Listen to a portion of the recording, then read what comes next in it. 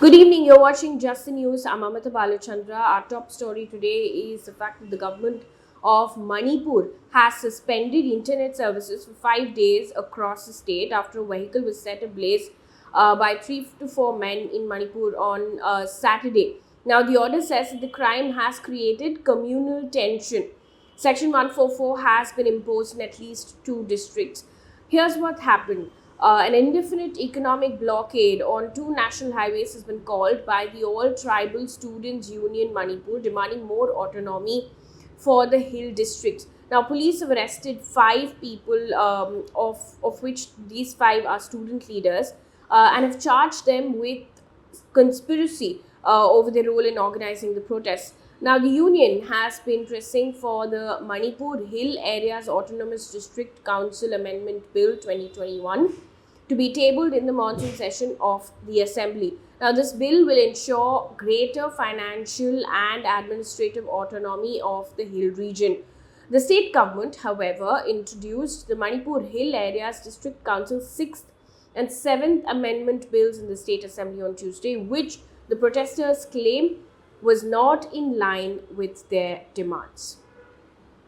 Meanwhile, in Delhi, Delhi has reported over 2,000 cases of COVID for 5 consecutive days, and the positivity rate has now remained above 10% for almost a week. Now, on Sunday, Delhi reported 2,423 new COVID cases and a positivity rate of 14.97%.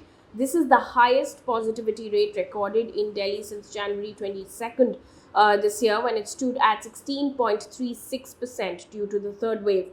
Now, Indian Express has reported that this is unlike the 2 minor surges that we've seen in April and, in fact, even in June.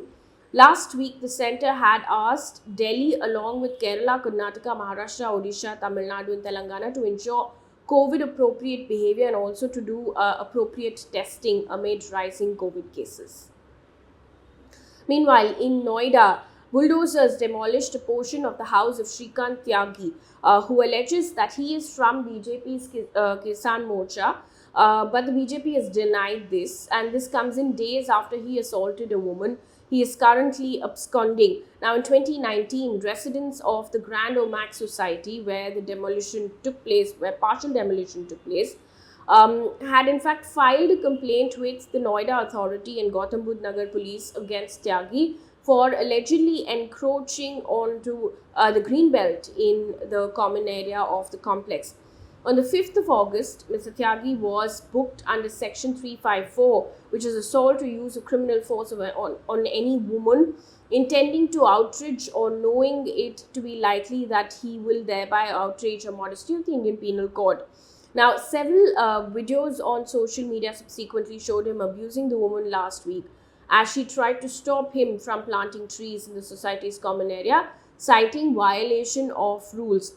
Now, on the 6th of August, Tyagi was booked for cheating by personation, cheating and dishonesty in using delivery of property and using a false property mark as well. An update on the alleged money laundering case of Mr. Sanjay Raut. The special court in Mumbai has remanded Shiv Sena MP Sanjay Raut to 14 days judicial custody in a money laundering case linked to alleged irregularities in the redevelopment of a Mumbai chawl.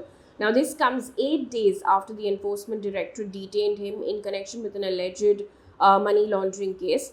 The ED on the 31st of July had raided Raut's residence in Bhandup, detained him, and arrested him on the 1st of August. Now, the ED had also questioned Mr. Raut's wife in connection with this case as well. The agency is investigating a case against Mr. Raut, referred to as the Patra Chawal scam, which involves alleged fraud worth up to 1,034 crore rupees. Meanwhile, in Karnataka, the Karnataka State Revenue Minister R. Ashoka has said that at least 73 people are dead and over 7,386 people have taken shelter in 75 relief camps because of rain-related incidents. Now, 161 villages in 14 districts were badly hit because of heavy rains. Further, agricultural crops in 1.29 lakh hectares were reportedly damaged.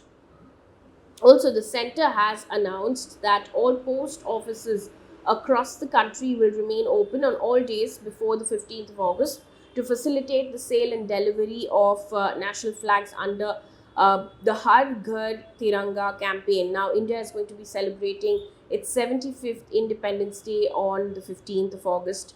The Delhi police has said that more than 10,000 police personnel are going to be deployed around the Red Fort on Independence Day.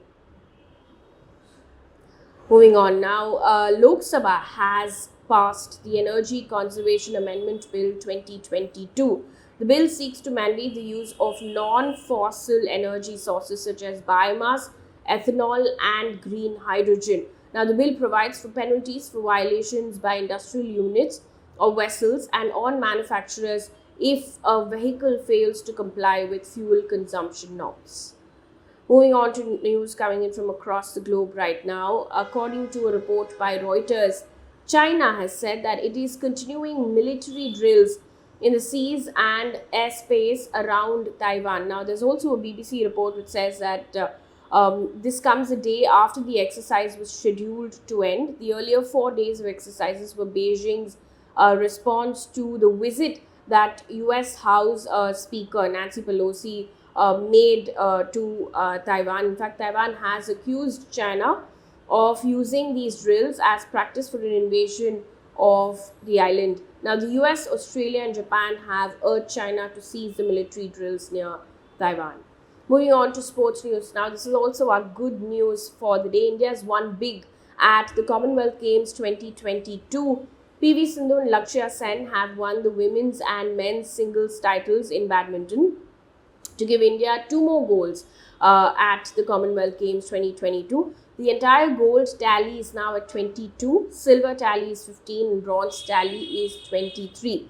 Now, the duo of Satvik Sairaj Ranki Reddy and Chirag Shetty won the 3rd gold in badminton men's doubles. Sharad Kamal has won gold in men's singles table tennis. India currently ranks 4th in the score table. Australia has bagged the 1st place so far, followed by England and Canada. That brings us to the end of this bulletin. Thank you so much for watching. Good night.